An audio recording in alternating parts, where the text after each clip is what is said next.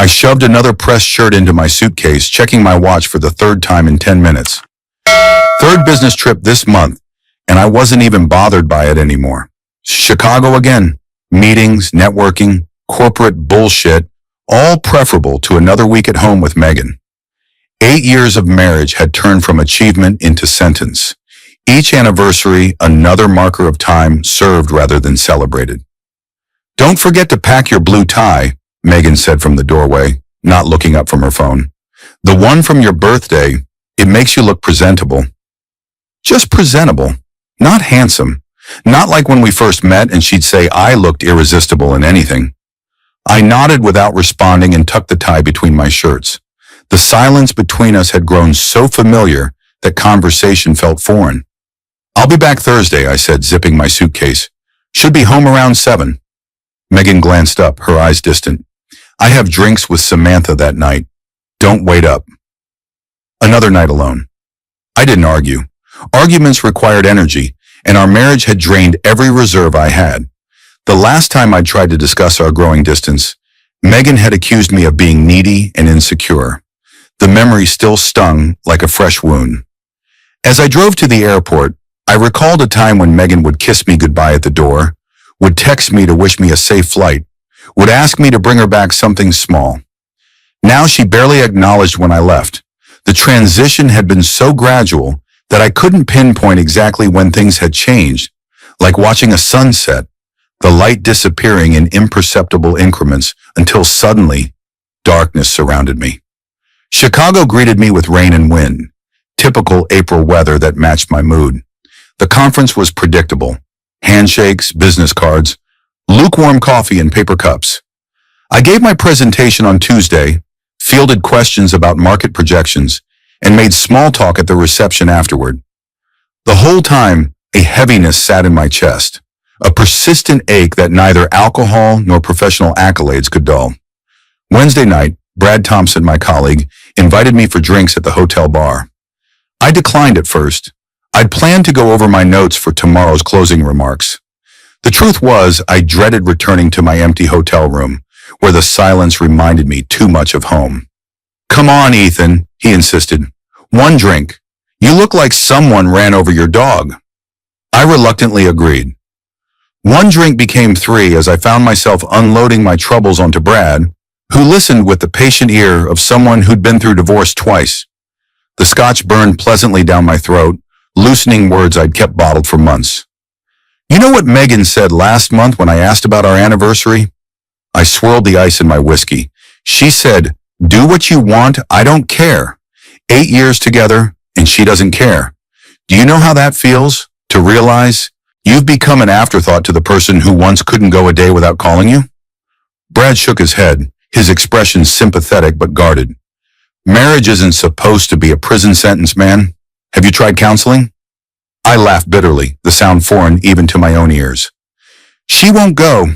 Says there's nothing wrong that can't be fixed with me being away more often." That was her exact phrase. Away more often.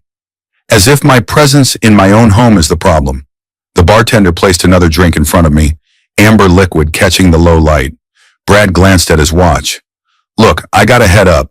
Early meeting tomorrow. But listen, sometimes the most loving thing you can do is let go. For both your sakes." His words followed me to my room, where I packed my things. My presentation had gone better than expected, and my boss had suggested I take Friday off as a reward. I decided to surprise Megan by coming home a day early. Maybe with flowers, maybe with dinner reservations, maybe with something to remind her of why we'd fallen in love in the first place. The thought of reconciliation flickered dimly, like a distant lighthouse on a foggy night. Not promising safety, but at least suggesting its possibility. I caught an early morning flight on Thursday, landing in Denver just after noon. The sky was clear, the air cool but pleasant. My spirits lifted slightly with each mile closer to home. I stopped at Megan's favorite florist and bought a bouquet of peonies, her favorites, though she hadn't mentioned them in years. The florist, an elderly woman with kind eyes, wrapped them carefully. "Special occasion?" she asked, tying a ribbon around the stems. "Just coming home early to surprise my wife," I replied. She smiled. "Lucky woman." I even stopped at that bakery downtown, the one that made those chocolate eclairs she used to love so much. The same eclairs we'd shared on our first date, sitting on a park bench, laughing as pastry cream smeared across our fingers. She'd licked hers clean, her eyes never leaving mine, and I'd known then that I would marry her someday. The memory was so vivid it felt like a physical presence beside me as I pulled into our driveway at 2:30, noticing Megan's car was there. She must be working from home today. Perfect. I grabbed the flowers and pastry box, feeling a flutter of hope I hadn't felt in months. Maybe this would be it, the gesture that would break through the ice between us. As I approached the front door, I heard her laughing, a genuine laugh, one I hadn't heard directed at me in so long that I'd almost forgotten the sound. The kind of laugh that used to make me feel 10 feet tall, like I was the funniest, most charming man alive. I paused, key in hand. She must be on the phone with a client or maybe watching something online. I unlocked the door as quietly as possible, wanting to surprise her. Her voice grew clearer as I stepped into the foyer, sunlight streaming through the stained glass panel that she'd insisted we add during the renovation last year. The renovation that had cost almost twice what we'd budgeted, but I hadn't complained. Anything to make her happy. I know, Amanda, it's ridiculous. I mean, he actually thinks flowers and date nights will fix everything. As if that's the problem. I froze, peonies clutched in my hand. I should announce myself, should clear my throat, should make my presence known. But my feet refused to move, as if the hardwood floor had suddenly turned to quicksand. His birthday present to me last year, a vacuum cleaner, said it would make my life easier, like I'm some 1950s housewife whose greatest joy is cleaning up after him. I remember that vacuum. It was top of the line, the one she'd pointed out in a catalog months before. I'd spent nearly $1,000 on it, thinking I'd been attentive, listening to her hints. She'd smiled when she opened it, thanked me with a kiss. Another lie, apparently. No, he's in Chicago until tomorrow night. Thank God. These business trips are the only thing keeping me sane. Amanda must have said something amusing, because Megan laughed again, the sound cutting through me like broken glass. I stood motionless, my heart hammering so loudly I was certain she would hear it. You know what I told Jason last night? That I don't love him anymore. I mean, I haven't for years, but saying it out loud, God, it felt good. Like finally admitting you've been diagnosed with something terminal and can stop pretending you might get better. Jason. The name hit me like a physical blow. Jason Morris? Our neighbor? The one who'd helped her with the garden last summer while I was working 60-hour weeks to pay for the kitchen renovation she'd insisted we needed? The same Jason who joined us for dinner at least once a month, bringing expensive wine and complimenting Megan's cooking with an enthusiasm that had seemed genuine at the time. I know, I should just leave. But the timing isn't right yet. His name is still on everything. I need to be smarter about this. I stood there, flowers drooping in my grip, as my wife continued, unaware that every word was systematically destroying 8 years of memories. The proposal in Central Park, where I'd knelt in fresh snow. The honeymoon in Bali, making love as tropical rain pounded the roof of our beachfront bungalow. The countless small moments that had built our life together, all of it reduced to an inconvenience she was strategically managing. You know what would be the best birthday present ever? If he just vanished. Just disappeared before my birthday next week. No drama, no crying, no begging me to reconsider. That would be perfect. Then Jason could come to the party as my official date, not just another guest. Her words sliced through me. 8 years of marriage reduced to an inconvenience she wished would evaporate. I felt something break inside me. Not my heart, which had been fracturing slowly for months, but something deeper. My faith, perhaps. My trust. The fundamental belief that even through our worst times, we were at least honest with each other. I've got to go. Jason's coming over at 4. Yes, again. Don't judge me, Amanda. A girl has needs, and Ethan's been too busy climbing the corporate ladder to notice I'm not just his trophy wife anymore. Why should I spend my nights alone when there's a perfectly willing man next door? The pastry box slipped from my fingers, hitting the hardwood floor with a soft thud. Not loud, but enough. The silence that followed was deafening, stretching between us like an uncrossable chasm. Hello? Is someone there? Megan's voice had changed, higher pitched, cautious. I should have stormed in, should have confronted her, demanded explanations, thrown accusations. That's what a normal person would do. That's what she expected me to do. To rage, to break, to beg, to give her the dramatic ending that would validate her betrayal.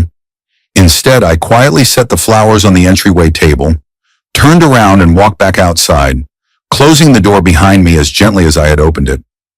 I sat in my car staring at our house, the craftsman style she'd fallen in love with, the blue door I'd painted myself, the garden we'd planned together one winter evening over wine and blueprint paper. The home that had never quite felt like mine, always arranged to her taste, her comfort, her vision of what our life should look like. The numbness came first, spreading from my chest outward, then the cold clarity. I started the engine and drove to a hotel downtown. My mind unnaturally calm, processing options with mechanical precision. I checked in mechanically, carried my suitcase to a room on the 9th floor, and sat on the edge of the bed, staring at nothing. No tears came, no rage, just a stillness that felt like the eye of a hurricane. I knew what would follow would be devastating, but for now there was only calm. The calm of absolute certainty. The peace that comes with knowing exactly what must be done. I pulled out my phone and called my assistant. Nancy, I need you to clear my schedule for the next week. Everything? Even the Wilson account presentation? Her voice registered surprise. I never canceled meetings, especially not important ones like Wilson. Everything. Family emergency. My voice sounded strange to my own ears, measured, controlled, as if speaking from behind thick glass. I hung up before she could ask questions, then turned off my phone. The silence of the hotel room enveloped me. For the first time in years, I felt certain about what needed to be done. If Megan wanted me to vanish, I would give her exactly what she wanted, but on my terms. Not as a weak man slinking away in shame, but as someone taking control of his own life, for once. I spent that night planning, not in anger, not in haste, but with the methodical precision I brought to my work. By morning, I had a strategy laid out, cold and clear as crystal. I ordered room service breakfast but couldn't eat. Coffee was enough, its bitterness matching my resolve. The next day I went to our bank. Melissa, the manager, greeted me with a smile. Mr. Reynolds, good to see you. How can I help today? I need to make some changes to our accounts. I kept my voice neutral, professional, no hint of the turmoil beneath. She nodded, leading me to her office. What kind of changes? I want to close our joint checking and savings accounts. Today. Melissa's smile faltered. Both accounts? That's unusual. Is everything all right? Everything is exactly as it should be, I replied, sliding my debit card and ID across her desk. I'd like half the money transferred to a new account in my name only. The other half should go to a separate account for my wife. 30 minutes later, I walked out having closed our joint checking and savings accounts. Half the money had been transferred to a new account in my name, only at a different bank. The other half remained in an account for Megan. Fair, but separate. Just like our futures would be. My next stop was our lawyer's office. Richard Blake had handled our wills, our house purchase, everything legal in our lives for the past decade. His secretary tried to insist that I needed an appointment, but something in my expression must have convinced her otherwise. Richard looked up as I entered, surprise registering briefly before his professional mask slipped into place. Ethan, this is unexpected. I need divorce papers, I said without preamble, settling into the chair across from his desk. As quickly as possible. Divorce papers? He looked genuinely shocked, setting down his pen carefully. Ethan, are you sure? You and Megan always seemed... Sometimes appearances lie, I said simply. How quickly can you have them ready? Richard studied me, perhaps searching for signs of impulsivity or rage. He found neither. Give me 3 days. There are standard procedures, paperwork. Make it 2, I interrupted, sliding a folded check across the desk. Consider this a retainer. I want this handled discreetly and efficiently. He glanced at the check, his eyebrows rising slightly at the amount. 2 days it is then. But Ethan, Is there anything you want to talk about? As a friend? I considered the question. Richard had been at our wedding, had hosted us for dinner parties, had gone fishing with me on weekends. No, I said finally. There's nothing left to say. From there I drove to a real estate agent's office. Not the one who had sold us our house, but a competitor across town. Laura Jenkins listened as I explained my situation in the barest terms. You want to sell your house without your wife knowing? She looked concerned, a crease forming between her brows. No, I corrected her. I want to prepare to sell it. I want everything ready, paperwork, listing, photos, all of it, so that when I tell her, it happens. Immediately. Laura studied me carefully. This isn't illegal, but it's unusual and potentially messy. I understand, and I'm prepared to pay extra for the discretion and speed. I reached into my jacket, producing the deed to our house. As you can see, we own the property jointly. I have every legal right to initiate a sale. By that afternoon, she had agreed to my terms. A photographer would come to the house on Monday while Megan would be at work. The listing would be prepared but kept offline until I gave the word. I returned to the hotel, body exhausted but mind still racing. I ordered room service again, forced myself to eat half a sandwich. Then I made one more call, to a locksmith. He would come on Thursday, the day before Megan's birthday, while she was at her hair appointment. All the locks would be changed. Only I would have the new keys. Then I turned my phone back on. 17 missed calls from Megan, 23 text messages. I read them in order, watching her progress from irritation to concern to anger, like watching a psychological experiment unfold in real time. Where are you? Why aren't you answering? I called your hotel in Chicago. They said you checked out. Is this some kind of joke? Ethan, I'm worried. Please call me. Fine, be that way. I'm going out with Amanda. Answer your damn phone. Whatever game you're playing, it's childish. Jason came over. At least someone's reliable. That last one sent at 11:34 p.m. was all I needed to see. The final confirmation, as if I'd required it. I texted back a single message. Working late, staying at the Hampton downtown, home tomorrow. Her response came almost immediately. You scared me. Why didn't you tell me you were coming back early? The question nearly made me laugh. Why didn't I tell her? So she could have arranged her betrayal more carefully? So she could have ensured Jason was gone before I arrived? I didn't answer. Let her wonder. Let her worry.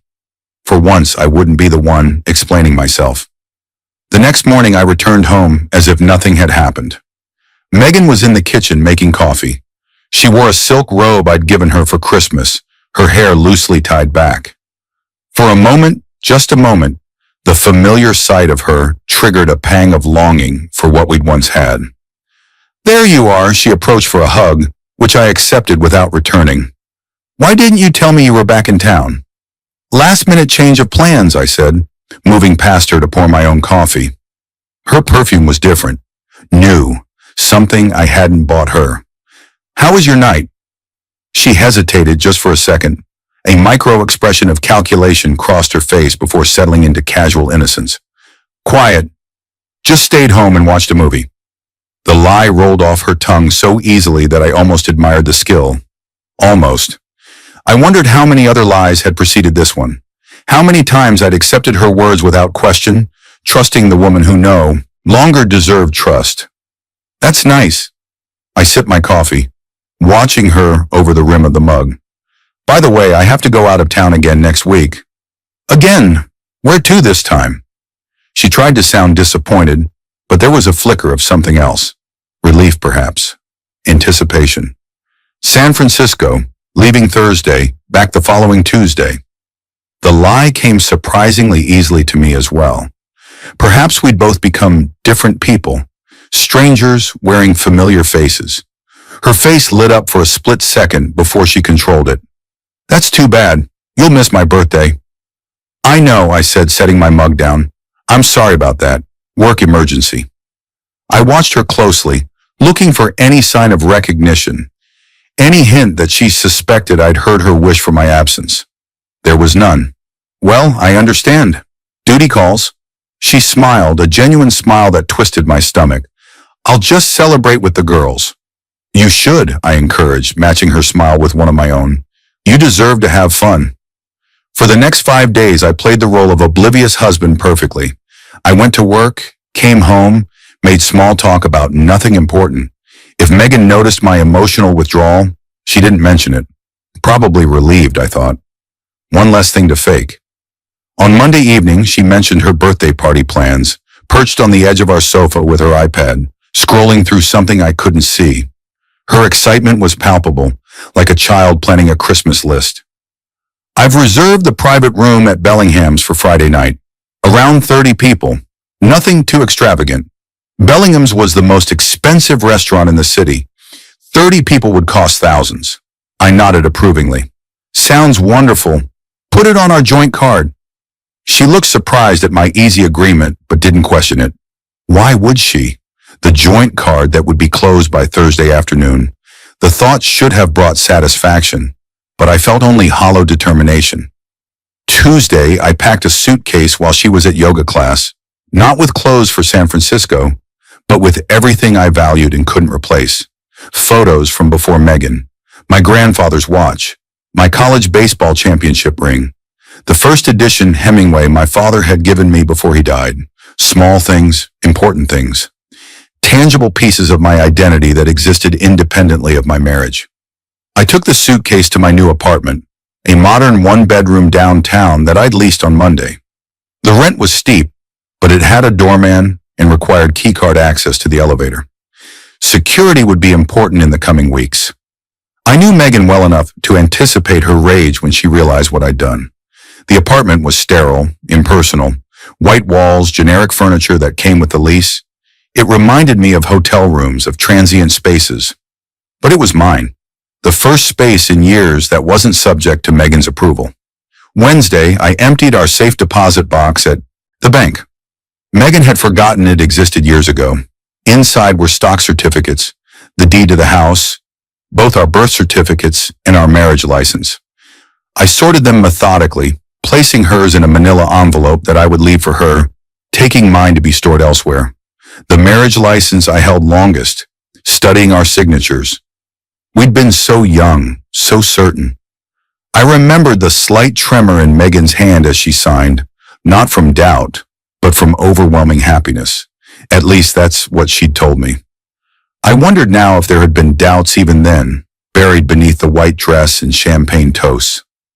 Thursday morning, Megan reminded me about my trip as I dressed for work. Don't forget, your flight's at 3, she said, not looking up from her phone as I straightened the blue tie she'd once claimed to love. Her fingers moved rapidly across the screen. Texting Jason, perhaps. Planning their weekend together once I was safely out of the way. I remember, I replied, watching her reflection in the mirror. I've got an Uber coming at 12:30. Have a good trip, she said, finally glancing up. Bring me back something from Ghirardelli. Those caramel squares I like. I leaned down and, for the first time in months, kissed her on the forehead. A goodbye she didn't recognize. Take care of yourself, Megan. She looked momentarily confused by the tenderness, but quickly returned to her phone. Whatever game Jason was playing with her was apparently more interesting than her husband's unusual behavior. Or perhaps she was just relieved that I was maintaining our routine, making her betrayal easier to orchestrate. I left for work as usual, but returned home at 11, when I knew Megan would be at her pre-birthday hair appointment. The locksmith was prompt, arriving at 11:15 and finishing by noon. I tipped him generously for his efficiency, watching as he replaced every lock in the house. The satisfying click of new tumblers felt like punctuation marks at the end of a chapter. While he worked, I made one final sweep of the house, collecting anything I might have missed. In Megan's nightstand, I found a journal. I should have left it alone, should have granted her that privacy at least. But something compelled me to open it. Perhaps a need for final confirmation, for evidence that would silence any future doubts. The entries were sporadic, dating back 3 months. Most mentioned Jason. Some mentioned me. None were flattering. He forgot our anniversary again. Claimed he was swamped with work. Meanwhile, Jay remembered my favorite wine after I mentioned it once. What does it say when a man who isn't sleeping with me pays more attention than my husband? He suggested counseling today, as if talking will magically make me interested in his boring life again. No thanks. There's nothing wrong with me. He's the one who changed, turned into this corporate drone who thinks a big paycheck makes up for being emotionally unavailable. Dinner with Jay last night while E was in Dallas. He makes me feel alive. E makes me feel like a roommate he occasionally sleeps with. Jay told me I deserve better. Maybe he's right. I closed the journal and replaced it exactly as I'd found it.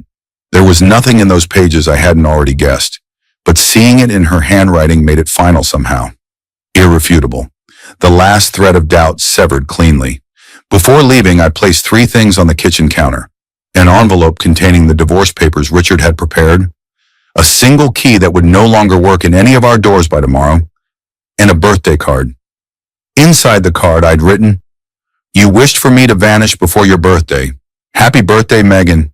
Wish granted." I took one last look around the home we'd built together, memories flickering like old film footage.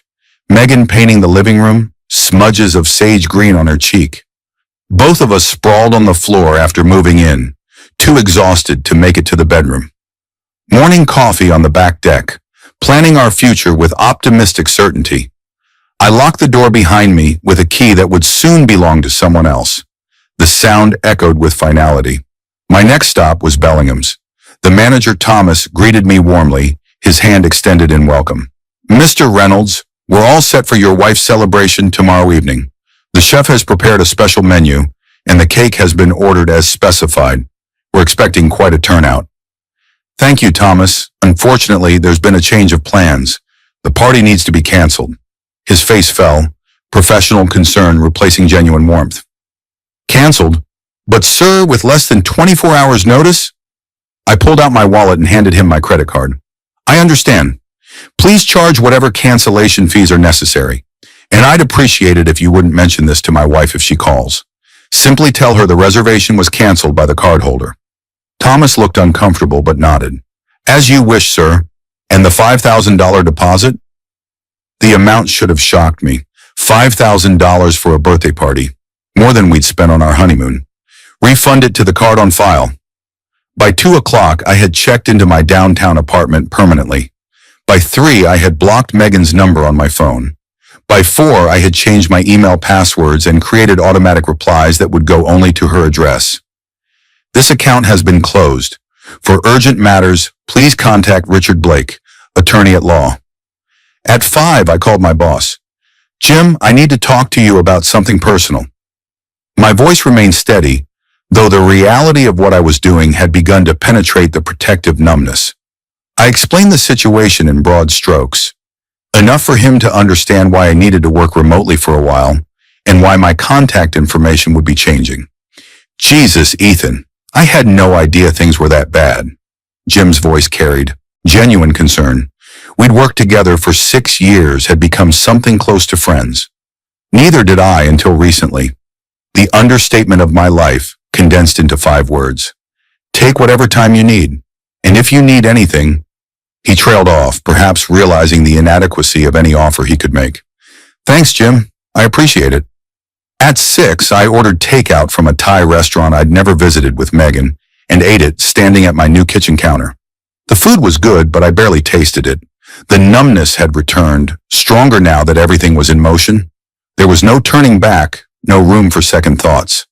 The machine I'd set in motion would continue with or without my emotional participation. At 9, my phone rang. Amanda, Megan's best friend. I let it go to voicemail. She called again. And again. After the 4th call, I listened to her message. "Ethan, it's Amanda. Look, Megan's freaking out. She can't reach you, and she says there's some weird note at the house. Whatever game you're playing, it's not funny. Call her back." I deleted the message without responding. Amanda had known about Jason, had probably encouraged it. Her concern meant nothing to me now. Just another voice from a past I was systematically erasing. At midnight, I stood at my new living room window, looking out at the city lights.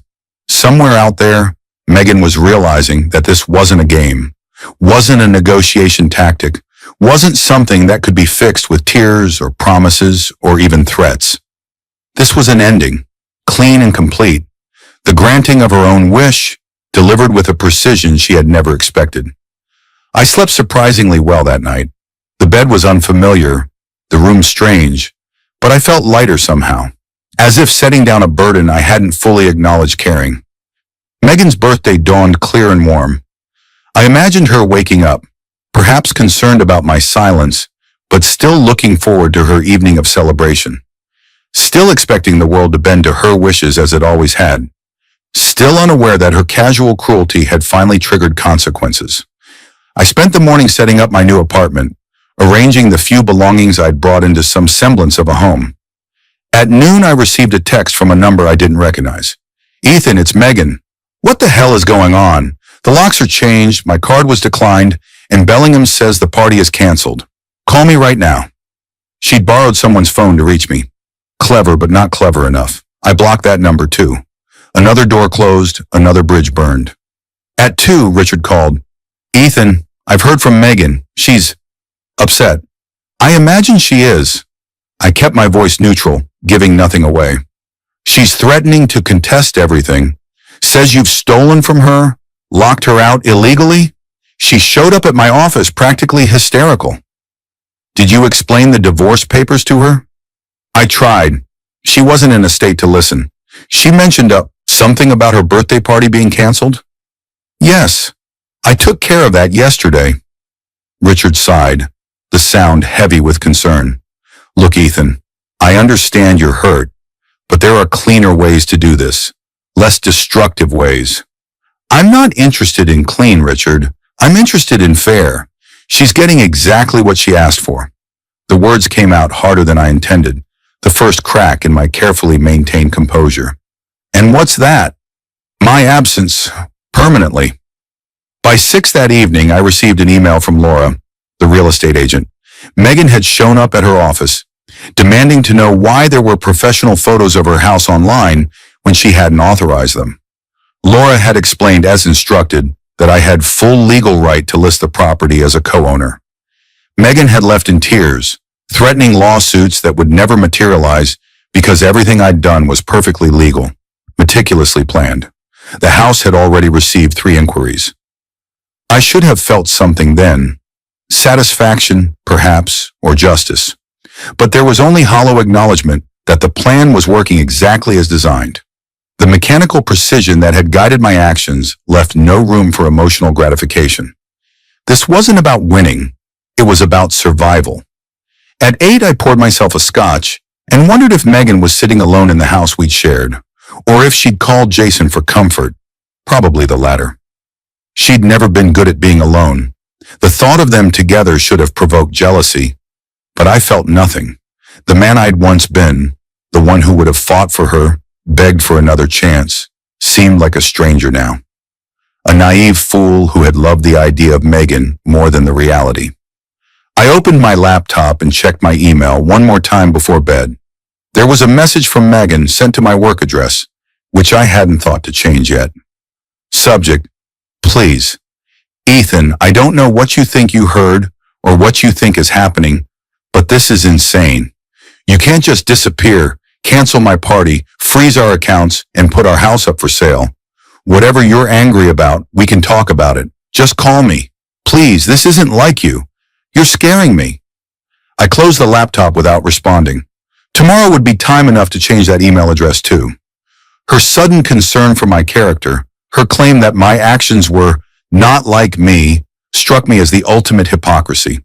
She'd spent years dismissing who I was, and now suddenly claimed expertise on my nature when it served her purpose.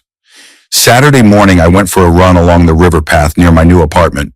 The physical exertion felt good, cleansing almost.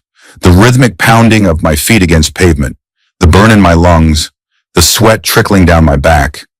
For those few miles, I existed only in the moment. No past, no future, just breath and motion. When I returned, sweaty and breathing hard, there was a business card tucked into my doorframe. Detective Scott Williams, Denver Police Department. So Megan had reported me missing. I'd expected that, though perhaps not quite so soon. I'd underestimated her desperation. I showered, dressed, and called the number on the card. Detective Williams. This is Ethan Reynolds. I believe you're looking for me. A pause. Mr. Reynolds. Yes, your wife filed a missing persons report yesterday evening, said you disappeared under suspicious circumstances. I'm not missing, detective. I've left my wife. By choice. My voice remained calm, matter of fact. Another pause. I see. And the locked house? The canceled credit cards? She claims you've taken actions to deliberately cause her distress. I've taken actions to separate our lives, yes, all legally. My lawyer has the divorce papers, which were delivered to her yesterday. I kept my tone professional, cooperative. I'm simply moving on from a marriage that was over long before I took any action. Would you be willing to come to the station, just to clear this up officially? There was no suspicion in his voice, just procedural thoroughness. Of course. When would be convenient? An hour later, I sat across from Detective Williams in an interview room that looked nothing like the ones on television. No two-way mirror, no harsh lights, just a small table, 2 chairs, and a camera in the corner. So you're telling me this was all planned? Williams looked more confused than suspicious. Yes. I overheard my wife expressing her wish that I would vanish before her birthday. I simply granted that wish. The words sounded cold even to me, but they were true. That was all I had left. The cold comfort of truth. In a rather dramatic fashion, I shrugged. Perhaps, but everything I've done is legal. The house is in both our names. I have every right to list it. The accounts were joint. I removed my name and my portion of the funds. The locks? Well, I paid for them on a house I co-own. Williams made some notes, his pen scratching softly against the notepad. And why not just tell her you wanted a divorce? Why the elaborate disappearing act? I met his gaze steadily. Because she's been having an affair with our neighbor for months. Because she told her friend that her greatest birthday wish was for me to disappear without drama. I simply gave her exactly what she wanted, but on my terms. After 8 years of compromise, I decided that this, at least, would happen my way. He studied me for a long moment, his expression unreadable. Mr. Reynolds, I've been a detective for 15 years. Most domestic situations I deal with involve a lot more shouting and a lot less planning. I'm not most people, detective. Clearly. He closed his notebook. Well, there's no crime in leaving your wife, however elaborate the exit. I'll inform Mrs. Reynolds that you're safe and this case is closed. Thank you. As I stood to leave, Williams added, For what it's worth, Mr. Reynolds, I'm sorry about your wife's affair. That's a tough break. I nodded once, acknowledging his sympathy without accepting it. Life goes on, detective. Over the next week, the fallout continued exactly as I'd anticipated.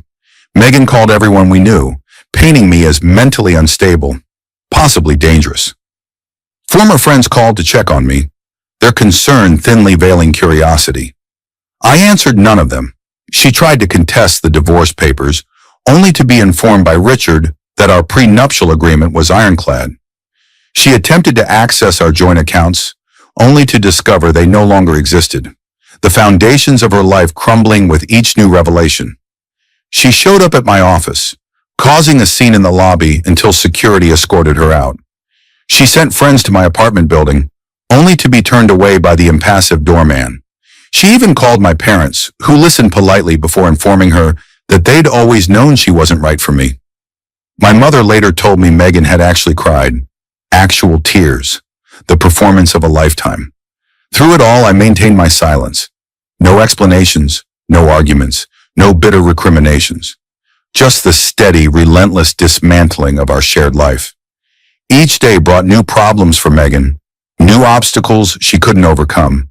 The canceled credit cards, the mortgage payment she couldn't make, the utilities she couldn't pay, the birthday gifts she had to return, the friends who began to distance themselves as her desperation grew more apparent.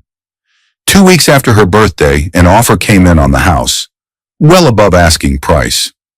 I instructed Laura to accept immediately. Megan would receive her half of the proceeds as legally required. I imagined her rage when she realized that her home would soon belong to strangers, that the perfect showcase she'd created would house another family's memories, that even her garden, with its carefully selected roses, would belong to someone else. 3 weeks after her birthday, I received a letter from her. Not an email, Not a text, but an actual handwritten letter delivered to my office. The envelope bore water stains as if it had been carried through rain or tears. Ethan, I don't know if you'll read this. I don't know if you're reading any of my messages, but I need to try one more time. What you think you heard that day, it wasn't what you think. Yes, Jason and I got close. Too close. I made a terrible mistake, but it wasn't about not loving you. It was about feeling lonely and neglected for so long that attention from anyone felt good. When I said I wished you would vanish, I didn't mean forever. I meant that I wished the workaholic, emotionally distant you would disappear, and the man I married would come back. Please, can we just talk? No lawyers, no accusations. Just you and me. I miss you. Megan. I read the letter twice, then placed it in my desk drawer without responding. Her words might have moved me once. Now they sounded like the desperate backpedaling of someone facing consequences for the first time. The convenient rewriting of history to cast herself as the victim. She hadn't meant forever. She'd only wished the emotionally distant me would vanish. The journal entries told a different story. The whispered confidences to Amanda painted a different picture. Even the cold calculation of maintaining our marriage until the timing was right revealed the truth she now tried to obscure with pretty words and selective memory. A month after her birthday, the divorce was finalized. Record speed, thanks to Richard's efficiency and Megan's eventual resignation to the inevitable. The house sold a week later. Her half of the proceeds was deposited directly into her new account. My half went toward a cabin in the mountains outside Denver, a place I'd always wanted but Megan had dismissed as too remote, too rustic, too unlike the sophisticated image she wanted to project. She'd called it my Unabomber fantasy. Now it was my reality, my future. 2 months after her birthday, I ran into Amanda at a coffee shop downtown. She didn't notice me at first, giving me a chance to observe her. The careful way she scanned the room, the defensive hunch of her shoulders. When her eyes finally landed on me, she froze, coffee cup halfway to her lips. Ethan. Amanda. She clutched her coffee cup like a shield. How are you? I'm well, I said, surprised to find it was true. The numbness had begun to recede, replaced by a cautious optimism about my future. And yourself? Fine. She shifted uncomfortably. Look, Ethan, about Megan. There's nothing to say, Amanda. I kept my voice neutral, not hostile, but firmly closed to further discussion. She's not doing well. She lost the apartment she rented after the house sold. She's staying with me now, but... Amanda hesitated, glancing around as if worried someone might overhear. She's drinking a lot, calling Jason at all hours, though he's blocked her number. She lost her job last week. Something about showing up late too many times. I should have felt something, pity perhaps, or vindication. But there was only a distant acknowledgement of facts that no longer affected me. Megan's life was her own now. Her choices and their consequences no longer my concern. I'm sorry to hear that, I said, meaning it in the abstract way one might be sorry to hear about a natural disaster in a foreign country. I hope things improve for her. Amanda stared at me. That's it? I hope things improve? After 8 years together? I met her gaze calmly. Those 8 years ended the moment she wished I would disappear. I merely granted her wish. You destroyed her, Ethan. Systematically, deliberately destroyed her. There was accusation in Amanda's voice, but also a reluctant respect, perhaps even fear. No, Amanda, she destroyed us. I simply refused to be destroyed alongside our marriage. I picked up my coffee. Give her my regards.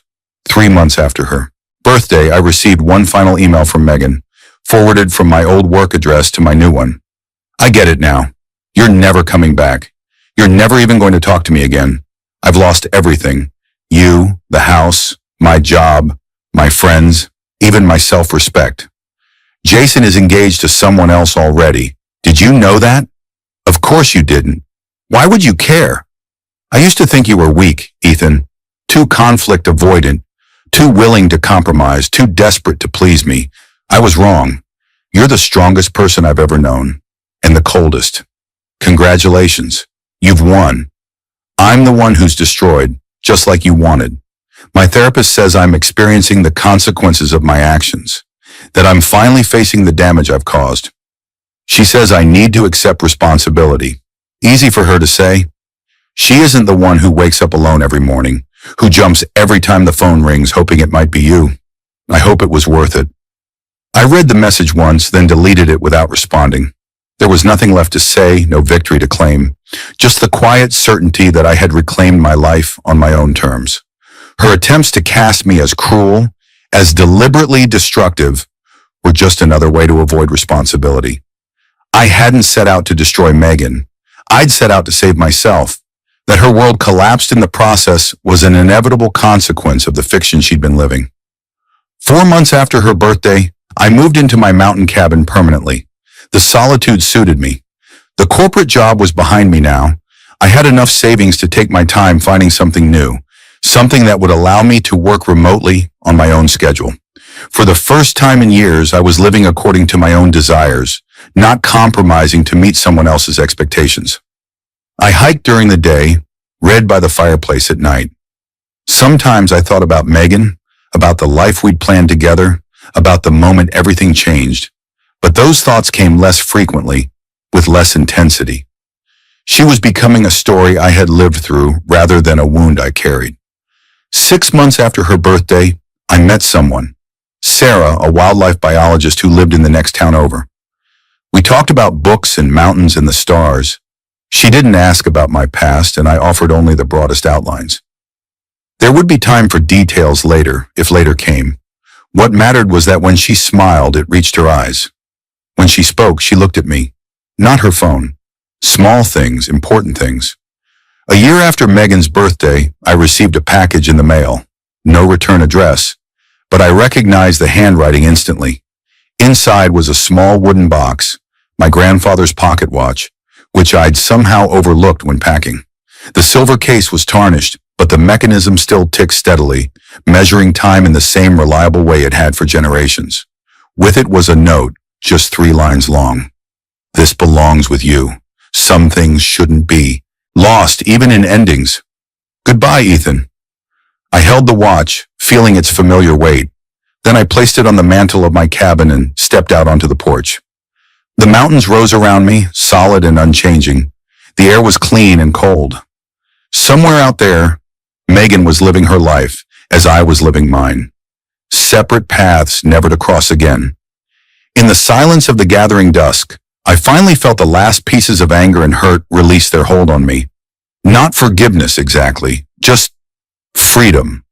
The freedom that comes from writing your own ending. And somewhere in Denver, a woman who once wished her husband would vanish was living with the echo of that wish. The silence that follows when someone walks away without a word, leaving only the key to a door that will never open again. The day after I received the watch, a neighbor brought me a newspaper clipping, a small item buried in the local section.